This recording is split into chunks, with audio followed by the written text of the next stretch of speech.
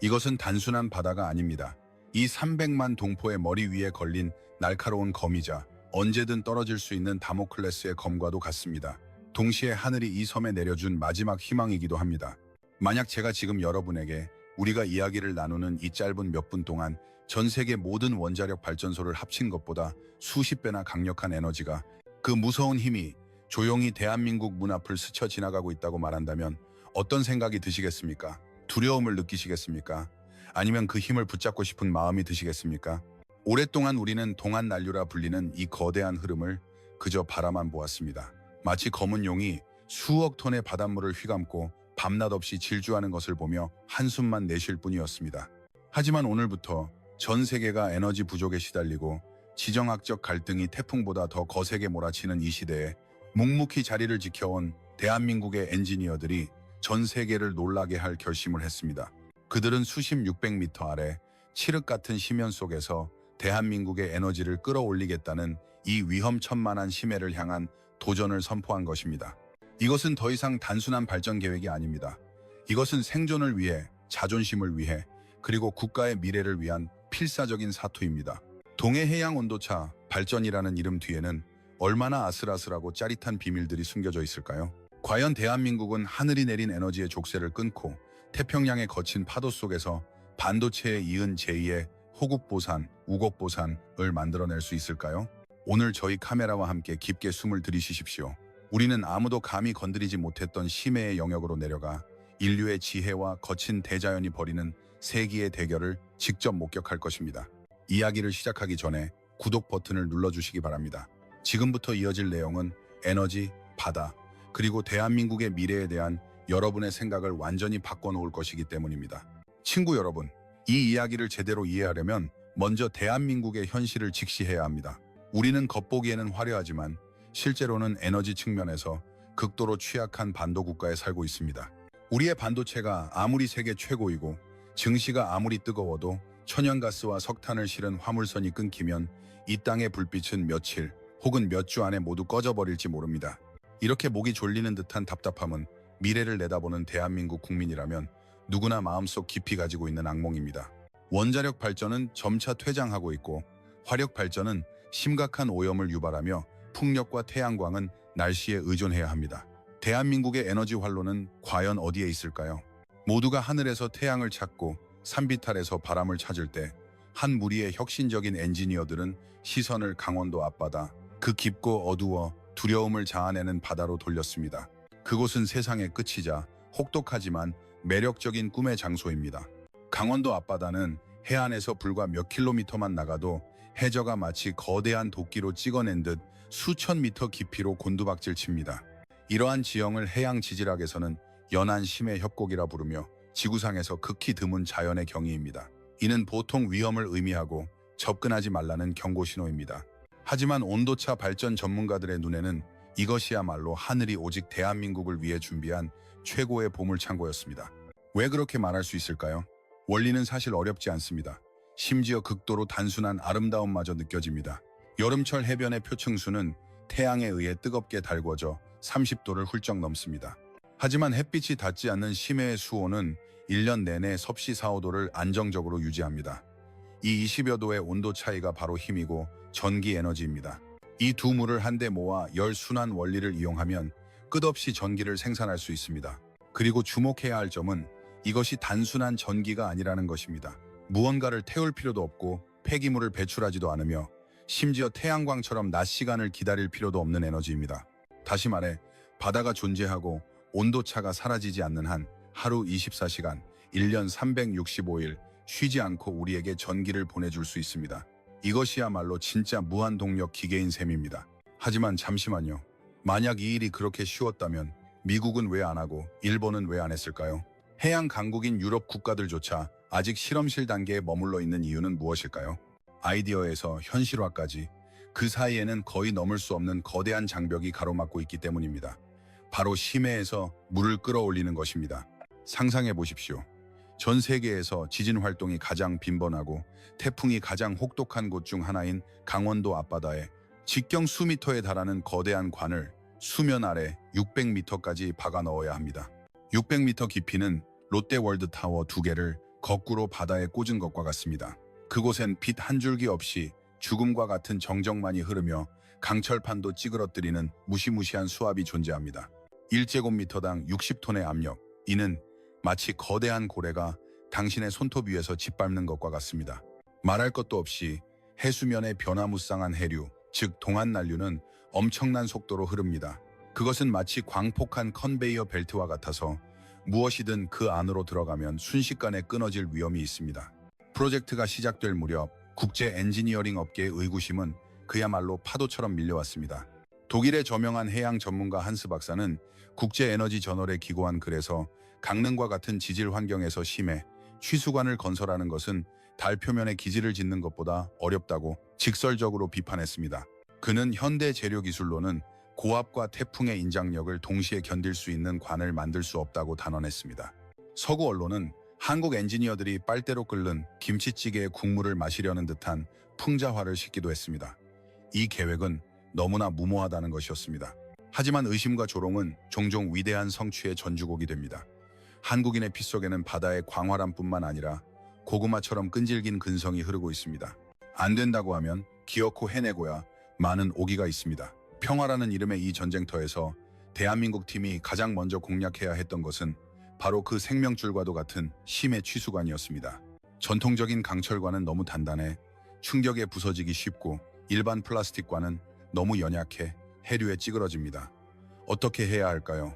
대한민국의 재료 전문가들은 수많은 밤을 지새우며 실험실에서 수백억 원의 예산을 태운 끝에 마침내 전 세계를 경악시킨 연속 고밀도 폴리에틸렌 복합 유연관을 발명해냈습니다. 이것은 평범한 관이 아닙니다. 오히려 살아있는 심해의 거대한 뱀에 가깝습니다. 관벽은 대나무의 섬유 구조를 모방하여 설계되어 강철과 같은 내압성을 가지면서도 초강력의 유연성을 자랑합니다.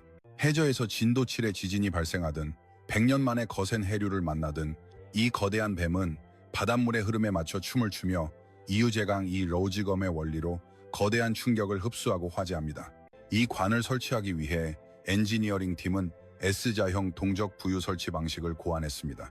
관이 바닷속에서 절묘한 부유 상태를 유지하게 하여 마치 태극권 고수처럼 대자연의 힘에 맞서 싸우는 대신 그 힘을 이용하고 흘려보내는 것입니다.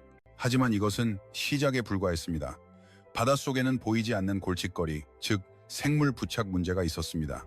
따개비, 해조류 같은 작은 생물들은 사소해 보이지만 한번 관에 달라붙으면 바이러스처럼 빠르게 번식하여 통로를 막고 마찰을 증가시키며 심지어 설비를 부식시킵니다. 이는 전 세계 해양공학계가 100년 넘게 씨름해온 난제였습니다. 이 문제를 해결하기 위해 대한민국 팀은 독성이 있는 방호 도료를 선택하지 않았습니다. 우리는 이 깨끗한 바다를 지켜야 했기 때문입니다. 대신 그들은 자연에서 지혜를 구했습니다. 상어 피부에서 영감을 얻어 표면의 육안으로는 보이지 않는 미세한 패턴이 가득한 나노바이오 코팅을 개발했습니다. 이 패턴들은 박테리아나 작은 생물들이 발붙일 곳을 없애 마치 연잎이 물방울을 튕겨내듯 물리적인 방식으로 완벽한 청결을 유지하게 합니다. 이 기술적 진보는 전 세계 부식 방지 전문가들의 턱이 빠질 만큼 놀라운 것이었습니다. 그들은 한국인들은 단지 관을 만드는 것이 아니라 무생물에게 생물처럼 자신을 보호하는 법을 가르치고 있다고 외쳤습니다. 심해 냉수 취수 외에도 이 계획의 가장 영리한 점은 폐기물에 대한 새로운 관점이었습니다. 동해안의 화력발전소는 매일 엄청난 양의 온배수를 배출합니다. 과거에는 주변 해수보다 5, 7도 높은 이 온수가 열 오염의 원인으로 환경 문제의 골칫거리였습니다. 하지만 온도차 발전 엔지니어들의 눈에는 이것이 바로 하늘이 내린 보물이었습니다. 그들은 매우 정교한 폐쇄 루프 시스템을 설계하여 버려지던 온수를 열원으로 직접 활용했습니다. 상상해 보십시오. 한쪽에서는 600m 심연에서 끌어올린 섭씨 4도의 차가운 물이, 다른 한쪽에서는 발전소에서 뿜어져 나오는 30도 이상의 뜨거운 물이 있습니다. 이 두 물줄기는 열 교환기 안에서 만나 직접 섞이지는 않지만 순식간에 열을 전달합니다. 그 사이의 매개체, 보통 암모니아와 같은 저비점 친환경 액체는 냉열과 온열의 교차 충격 속에서 즉시 끌어올라 기체로 변하며 부피가 수백 배로 팽창하면서 거대한 힘으로 터빈을 돌립니다. 터빈이 미친 듯이 회전하며 전류가 쏟아져 나옵니다. 이것이 어찌 발전이란 말입니까? 이것은 인류의 지성이 냉기와 열기라는 두 힘의 협력 교향곡을 지휘하는 것과 같습니다. 이러한 설계는 발전소의 열 오염 문제를 해결했을 뿐만 아니라 온도차 발전의 효율을 무려 30%나 끌어올렸습니다. 이는 에너지 업계에서 폐물을 보물로 바꾼 마법과도 같은 일이었습니다. 국제에너지기구 IEA의 실사단은 현장을 둘러본 후 보고서에 이렇게 썼습니다. 대한민국의 이 아이디어는 전 세계 수만 개의 연안 발전소에 새로운 길을 열어주었다. 이것은 순환 경제의 가장 완벽한 모범 사례다. 물론 이 엔지니어링의 위대함은 기술에만 있는 것이 아닙니다. 그것이 일으키는 경제적 파급 효과에 더 큰 의미가 있습니다. 이 관이 끌어올리는 것이 단지 발전에 사용되는 물이라고 생각하십니까? 천만에요. 그것은 흐르는 황금입니다. 600m 심해에서 끌어올린 이 물은 지구 깊은 곳에서 수천 년 동안 잠들어 있었습니다. 오염되지 않은 순수한 물이며 마그네슘, 칼슘, 칼륨 등 수십 종의 희귀 미네랄을 품고 있습니다. 발전에 사용된 후에도 이 물은 저온과 순도를 유지합니다. 눈치 빠른 한국 사업가들에게 이것은 수천억 원의 사업 기회입니다. 최고급 생수로 만들어 에비앙과 어깨를 나란히 할 수 있고 까다로운 냉수성 고급 해산물, 예를 들어 참따랑어나 최상급 전복을 양식하는 데 사용할 수 있습니다. 물이 워낙 깨끗해 약품을 전혀 사용할 필요가 없습니다. 또한 이 더운 나라에서 저온 해수관을 이용해 온실의 온도를 낮춰 고위도 지역에서만 자라던 딸기나 체리 같은 작물을 재배할 수도 있습니다. 심지어 뷰티 및 스킨케어 업계에서는 심해수의 추출물이 독특한 미네랄 성분과 뛰어난 흡수력 덕분에 글로벌 대기업들이 앞다투어 찾는 원료가 되고 있습니다. 대한민국은 이 관 하나를 중심으로 에너지, 식품, 농업, 바이오가 결합된 거대한 블루오션 체인을 구축하고 있습니다. 다른 나라들이 나노미터 칩을 두고 사활을 건 경쟁을 벌일 때 대한민국은 이미 심해에 미래의 황금알을 낳는 거위를 심어놓은 것입니다. 그러나 성공으로 가는 길에는 언제나 겹겹의 장애물이 있습니다. 이 과정에서 대한민국 엔지니어들이 쏟아부은 피와 땀은 외부인이 상상하기 어렵습니다. 태평양의 폭풍우 속에서 작업할 때마다 그들은 생사기로를 걷는 것과 같았습니다. 이런 이야기를 들은 적이 있습니다. 프로젝트 총책임자인 60대 초반의 한 원로 기술자는 태풍 속에서 관의 안정성을 확인하기 위해 심하게 흔들리는 해상 플랫폼에서 사흘 밤낮을 꼼짝 않고 지켰습니다. 젊은 직원들이 그에게 철수하라고 권하자 그는 관을 가리키며 말했습니다. 이건 우리가 갓 낳은 아이와 같아. 부모가 어찌 비바람이 가장 거셀 때 아이를 버려두고 갈 수 있겠나. 바로 이런 불굴의 장인 정신, 국가의 운명을, 자신의 어깨에 짊어진 책임감이 불가능을 현실로 바꾸었습니다. 어떤 이들은 이렇게까지 필사적으로 싸우는 것이 과연 가치가 있는지 물을지도 모릅니다. 투자 대비 수익을 따지는 이 시대에 초기에 이렇게 많은 돈을 쏟아붓고 위험 부담이 큰 계획은 손해가 아닐까요? 친구 여러분, 계산은 그렇게 하는 것이 아닙니다. 지정학이라는 거대한 포커 테이블 위에서 에너지는 결코 단순한 상품이 아닙니다.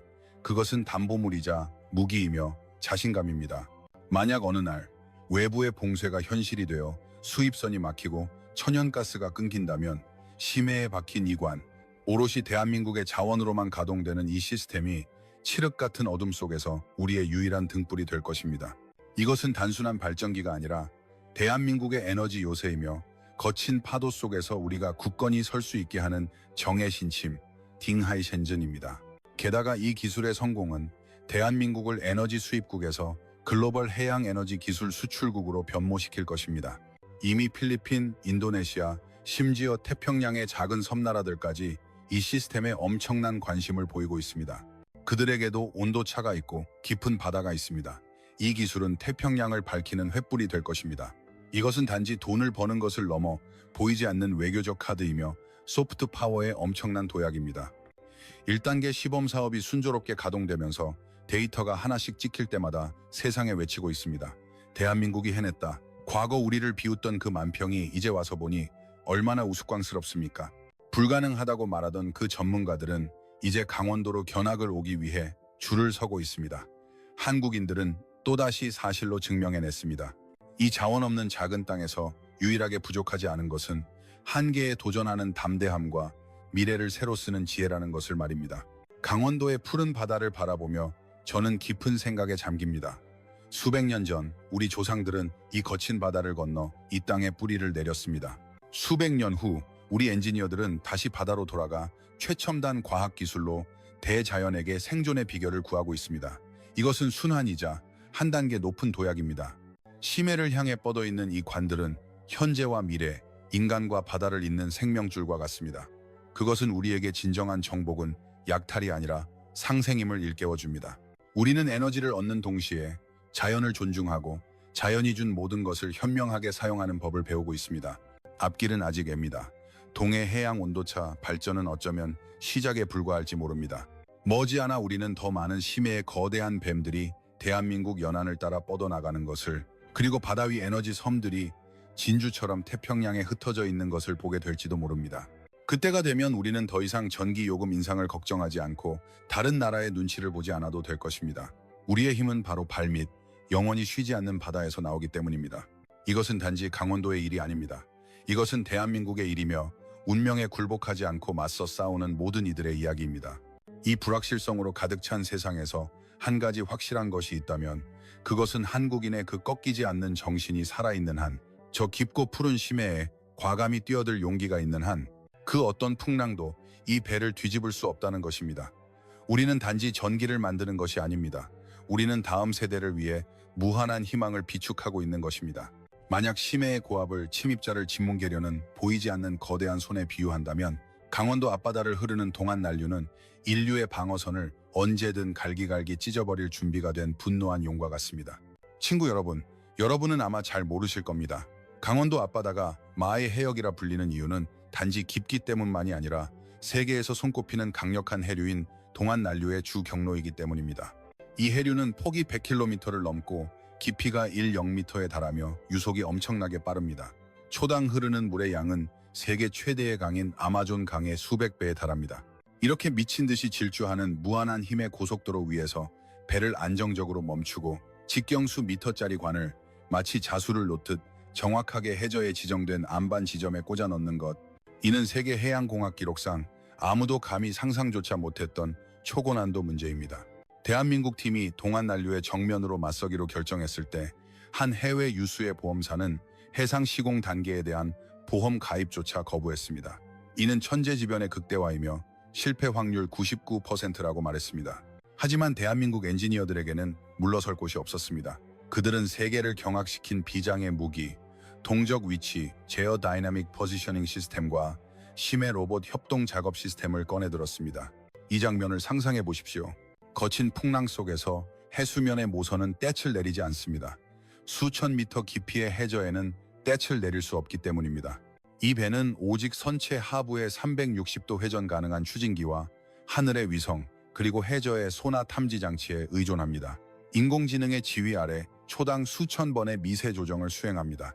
파도가 배를 왼쪽으로 1m 밀면 추진기는 눈 깜짝할 사이에 배를 1m 오른쪽으로 되돌려 놓습니다. 5m 높이의 파도 속에서도 이 배와 해저, 시추 지점 간의 오차는 놀랍게도 10cm 이내로 제어되었습니다. 이는 마치 시속 80km로 달리는 차 안에서 손에 든 물잔의 물을 한 방울도 흘리지 않는 것과 같습니다. 그리고 수중에서는 더욱 조용한 SF 영화 같은 장면이 펼쳐집니다. 인간 잠수부는 그 깊이까지 내려갈 수 없기 때문에 대한민국 팀은 심해공병이라 불리는 중장비 수중 로봇 군단을 자체 개발했습니다. 각 로봇은 수술용 칼보다 정교한 기계팔을 장착하고 칠흑같이 어둡고 얼음장처럼 차가운 600m 심해에서 거센 해류가 몰아치는 가운데 관을 연결하고 플랜지를 조이며 단단한 안반에 수미터 깊이의 구멍을 뚫는 임무를 완수해야 했습니다. 이렇게 첨단 장비를 갖추었음에도 예기치 못한 사고는 찾아왔습니다.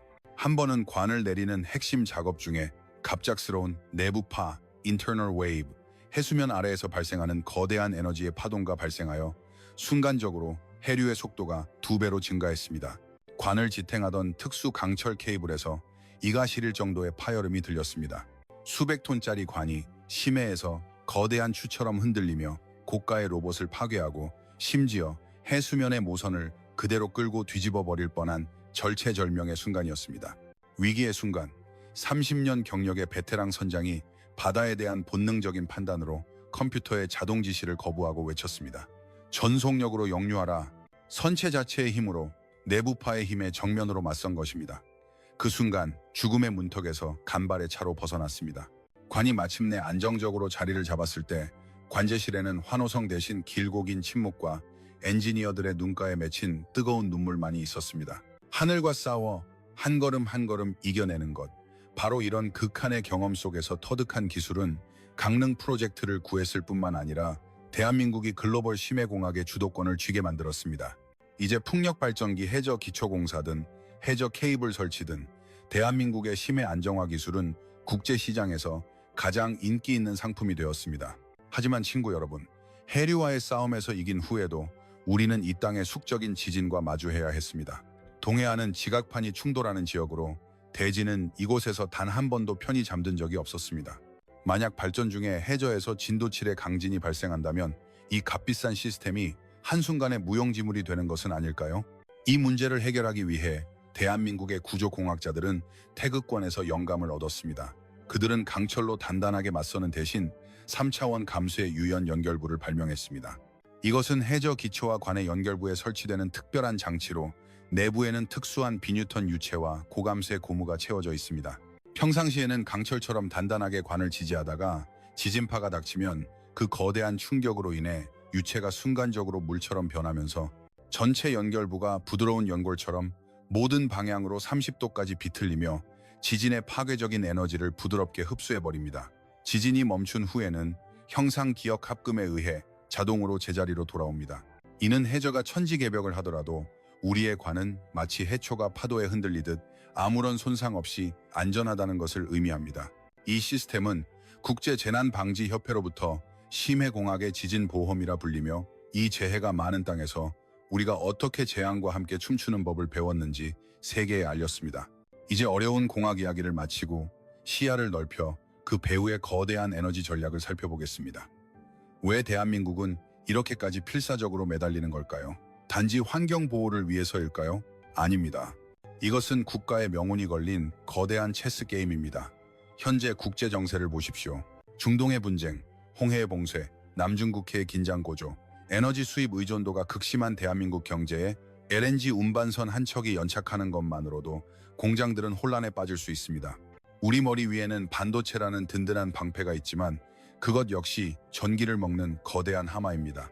삼성전자나 SK하이닉스에 1시간만 전기가 끊겨도 손실액은 수조 원에 달합니다.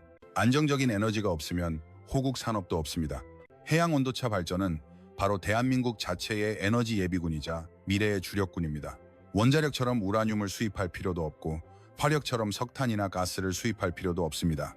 온도차 발전의 원료인 바닷물은 바로 우리 집 문 앞에 있으며 무한하고 고갈되지 않습니다. 아무도 봉쇄할 수 없고 아무도 끊을 수 없습니다. 이것이 바로 에너지 자립의 진정한 의미입니다.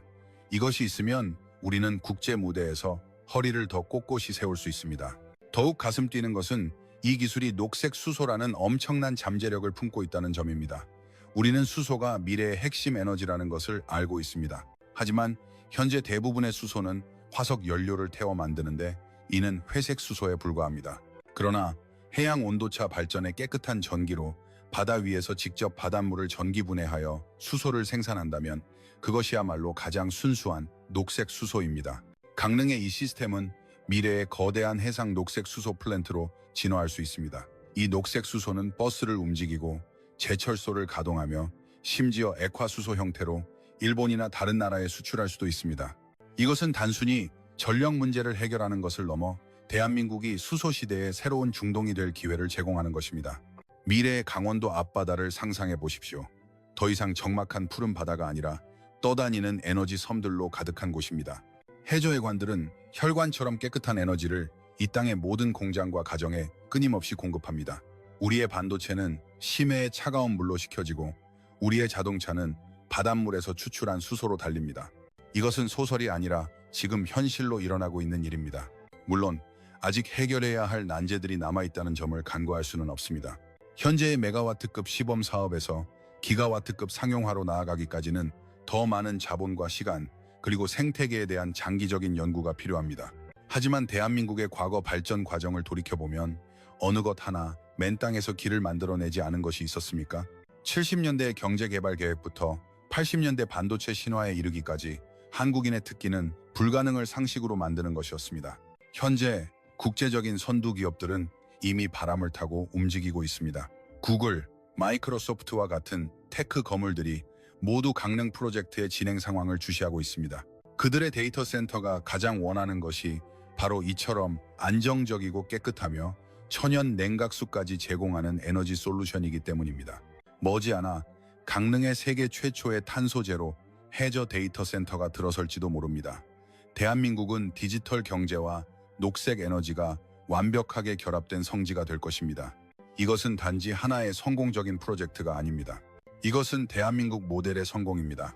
작은 나라일지라도 비전과 기술, 그리고 과감히 도전하는 용기만 있다면 강대국들의 게임 속에서도 자신의 자리를 확고히 할 수 있음을 세계에 보여주는 것입니다. 지금 이 순간 강릉의 깊은 바다를 바라보는 당신의 눈에는 이제 미지에 대한 두려움이 아니라 희망과 힘이 가득 차 있을 것입니다. 바닷바람은 여전히 불고 파도는 여전히 바위를 때립니다. 하지만 그 영원한 파도 소리 속에 인류 지혜의 웅웅거림이 더해졌습니다. 그것은 터빈이 돌아가는 소리, 심해 로봇이 바쁘게 움직이는 소리, 그리고 대한민국이 에너지 자립을 향해 나아가는 발걸음 소리입니다. 동해 해양 온도차 발전의 이야기는 대한민국 기술 역습의 한 단면에 불과합니다. 이 땅 구석구석에는 이 엔지니어들처럼 이름 없는 수많은 영웅들이 우리의 내일을 위해 묵묵히 성벽을 쌓고 이 혼란한 세상에 든든한 방패를 만들고 있습니다. 만약 심해 발전을 거대한 용의 뼈대에 비유한다면 지금부터 이어질 이야기는 바로 그 용의 진정한 살과 피, 이 시스템을 진정한 황금으로 만드는 놀라운 연금술에 관한 것입니다. 많은 사람들은 이렇게 많은 돈과 위험을 감수하는 것이 단지 전기 1kW 시 kW당 몇 푼을 벌기 위함이라면 아무리 계산해도 손해라고 생각할 수 있습니다. 하지만 한국인들의 계산은 결코 발전에만 머무르지 않습니다. 600m 심연에서 뻗어나온 그 관이 끌어올리는 것은 단순히 차가운 물이 아닙니다. 전문가들의 눈에는 그것이 액체 다이아몬드이자 흐르는 푸른 황금입니다. 여러분은 아마 모르실 겁니다. 심층 해수는 지구상에서 가장 오래되고 순수한 수자원입니다. 수천 수만 년 동안 해저에서 잠들어 현대 산업의 오염이 전혀 닿지 않았으며 마그네슘, 아연 등 인체에 필수적인 수십 종의 미량 원소를 풍부하게 함유하고 있습니다. 이 미네랄의 비율은 놀랍게도 인체의 체액과 매우 유사합니다. 이것이 어찌 물이겠습니까? 대자연이 조제한 생명수입니다. 강릉의 계획에서 발전은 심해수가 펼치는 모험의 첫 단계에 불과합니다. 섭씨 7도의 해수가 증기를 식히는 임무를 완수한 후에도 여전히 10도 내외의 저온과 순수함을 유지하고 있습니다. 바로 이것이 수천억 원의 가치를 창출하는 두 번째 단계, 이른바 단계적 활용, 캐스케이딩 유스의 시작입니다. 자원을 마지막 한 방울까지 짜내는 현명한 방법이죠. 먼저 이 차가운 해수는 인근의 스마트팜으로 인도됩니다. 아시다시피 대한민국은 아열대 기후에 가까워 여름이 매우 덥습니다. 딸기, 고랭지 채소, 혹은 고급 난초와 같은 고가의 온대 작물들은 평지에서 살아남기 힘들어 산으로 올라가야만 했습니다. 하지만 산지는 운송비가 비싸죠. 이제 심해수가 모든 것을 바꾸었습니다. 엔지니어들은 특수한 배관을 설치하여 흙 아래로 냉수가 흐르게 함으로써 땅에 천연 냉방 장치를 깔아주었습니다. 상상할 수 있겠습니까? 한여름 오후 바깥 기온이 35도에 육박하지만 첨단 기술이 적용된 온실의 토양 온도는 18도로 안정되어 있습니다. 원래 서늘한 일본이나 유럽에서 자라야 할 채소와 과일들이 이제 강릉 해변에서 무럭무럭 자라나 탐스러운 열매를 맺습니다. 이는 대한민국 농업의 기후적 한계를 극복하게 했을 뿐만 아니라 저탄소 방식으로 세계적인 수준의 농산물을 생산하여 전 세계에 역수출하는 농업의 대전환을 이루어냈습니다. 그 다음 농지를 거친 물은 온도가 다소 올랐지만 여전히 극도로 순수합니다. 이때 이 물은 최고급 수산 양식장으로 흘러들어갑니다. 이곳에서 기르는 것은 평범한 생선이 아닙니다. 이전에 상상만 했던 참다랑어, 능성어, 심지어 심해에서만 잡히던 대게나 전복입니다. 연안 오염이 심각한 오늘날 중금속이나 미세 플라스틱이 전혀 없는 절대적으로 순수한 수역을 확보하는 것은 거의 꿈같은 일이었습니다. 하지만 강릉은 그것을 해냈습니다. 물이 너무 좋아 이곳의 어패류는 항생제 없이도 야생보다 더 빨리 자랍니다. 이렇게 무독성으로 길러진 해산물은 시장에 나오자마자 미슐랭 스타 레스토랑들이 앞다투어 찾는 보물이 됩니다. 이것은 단지 돈을 버는 것을 넘어 대한민국의 식품 안전에 철옹성을 쌓는 일입니다. 마지막으로 여러 단계를 거친 물에서 고순도 미네랄을 추출하여 고급 기능성 음료나 화장품을 만듭니다. 여러분이 백화점에서 보던 심해 미네랄 워터미스트의 미래 원산지는 프랑스가 아니라 대한민국 강릉이 될 것입니다. 이것은 에너지에서 농업으로 다시 바이오 및 헬스케어로 이어지는 거대한 순환 고리입니다. 한국인들은 관 하나로 가치가 폭발적으로 증가하는 블루골드 이코노미를 엮어낸 것입니다. 이쯤 되면 저는 진정으로 감탄하지 않을 수 없습니다. 이것이야말로 대한민국의 지혜입니다. 우리는 자원이 부족하지 않습니다. 우리의 두뇌가 바로 가장 큰 자원이기 때문입니다. 우리는 결핍을 두려워하지 않습니다. 혁신이 결핍을 풍요로 바꾸기 때문입니다. 시야를 더 멀리 넓혀보면 강릉 프로젝트는 단지 대한민국의 자랑을 넘어 전 지구적 저탄소 시대를 여는 등대와도 같습니다. 요즘 뉴스를 보십시오. 기후온난화와 극단적인 날씨가 우리의 터전을 하나둘씩 파괴하고 있습니다. 북극의 빙하가 녹고 해수면 상승으로 섬나라들이 잠길 위기에 처했습니다. 인류는 에너지 수요를 충족시키면서도 지구를 파괴하지 않을 방법을 필사적으로 찾고 있습니다. 대한민국이 그 해답을 제시하고 있습니다. 우리는 단지 기술을 파는 것이 아니라 바다와 공존하는 철학을 팔고 있습니다. 강릉 모델은 전 세계에 외칩니다. 바다는 정복해야 할 적이 아니라 우리가 기댈 수 있는 어머니라고. 그 문을 과학기술로 겸손하게 두드리기만 한다면 바다는 무한한 보물을 내어줄 것이라고 말입니다. 이미 몰디브와 같은 섬나라 대표단이 강릉을 찾아 배우고 있습니다. 그들은 안정적인 해상 플랫폼과 무성하게 자라는 해변의 채소를 보며 그들의 눈에서 희망의 빛을 보았습니다. 작은 섬나라 역시 에너지 자립과 식량 안보를 달성할 수 있다는 가능성을 보았기 때문입니다. 대한민국은 지정학적 게임의 말에서 기후변화 시대를 이끄는 리더로 변모하고 있습니다. 이것은 국경을 초월하는 소프트 파워이며 세계의 존경을 얻는 힘입니다. 물론 앞으로의 길이 순탄하지만은 않을 것입니다. 기술의 혁신, 자본의 논리, 정치적 역학관계 등 모든 관문이 도전이 될 것입니다. 하지만 저는 믿습니다. 한국인의 그 끈질긴 고구마 정신이 살아있는 한, 썩은 땅에서도 싹을 틔우는 그 정신이 있는 한 우리를 가로막을 수 있는 것은 아무것도 없습니다. 400여 년 전 선조들은 거친 바다를 건너 황무지에서 나라를 일으켰습니다. 50여 년 전 우리 부모님 세대는 잿더미 위에서 한강의 기적을 이루고 반도체 왕국을 건설했습니다. 오늘 우리는 그들의 후예로서 깊고 푸른 심해로 나아가고 있습니다. 이것은 우연이 아니라 이 땅에 주어진 숙명이며 우리의 사명입니다. 친구 여러분, 우리가 에어컨을 켜고 스마트폰을 충전할 때 잊지 마십시오. 강릉 앞바다의 칠흑 같은 심연에 강철로 된 거대한 심장이 묵묵히 뛰고 있다는 것을, 한 무리의 자랑스러운 엔지니어들이 거대한 파도와 싸우고 있다는 것을, 그들이 끌어올리는 한 방울의 물, 그들이 만들어내는 1kWh의 전기는 모두 대한민국의 피와 땀 그리고 꿈으로 쓰여진 것입니다.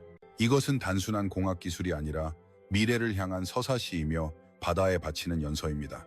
인간은 반드시 자연을 파괴해야만 생존하는 것이 아니라 지혜를 통해 이 푸른 행성 위에서 우아하고 존엄하게 살아갈 수 있음을 증명하고 있습니다. 미래의 강릉은 동아시아의 아틀란티스가 될지도 모릅니다. 아름다운 풍경뿐만 아니라 무한한 기술과 부가가치를 창출하는 과학기술의 성지가 될 것입니다. 우리 모두는 이 변혁의 증인이자 참여자입니다. 이야기의 마지막에 여러분께 질문을 하나 남기고 싶습니다. 언젠가 당신의 자동차가 기름 대신 심해의 수소를 마시고 당신의 식탁에 오른 해산물이 오염 걱정 없는 순수한 심연에서 왔으며 이 땅의 불빛이 더 이상 에너지 안보에 대한 걱정 없이 세상을 밝히는 시대가 온다면 당신은 이 시대에 살고 있다는 것에 자부심을 느끼시겠습니까?